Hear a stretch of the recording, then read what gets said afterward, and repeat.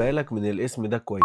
هيثم حسن، الولد ده هيبقى نجم منتخب مصر القادم. هيثم حسن امبارح لعب اول ماتش دولي ليه مع منتخب مصر وقدم اداء كويس جدا، وكان تقييمه 7.3 من 10. لعب 45 دقيقة، عمل فيهم شغل كبير جدا. اللي ساعده كمان ان منتخب مصر قدم اداء عالي وكسب السعودية 4-0، وكان في سيطرة كاملة لمنتخب مصر. لكن اللي شد الانتباه بجد وتقريبا كده ان اول مرة من فترة كبيرة نشوف جناح بيعدي واحد عليه. هيثم حسن كان واثق من نفسه جدا، وكان بيتحرك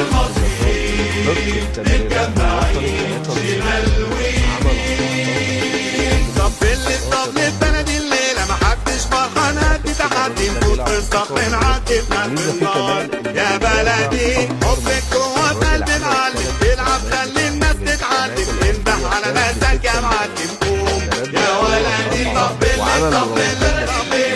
شوطة على المرمى. بصراحة بداية مبشرة جدا، وواضح اننا قدام لاعب كبير ممكن يبقى مهم جدا مع منتخب مصر، خصوصا بعد ما صلاح سنه كبر وقرب على الاعتزال. هيثم حسن كان يقدر يلعب لمنتخب فرنسا، لكنه اختار يلعب لمنتخب مصر.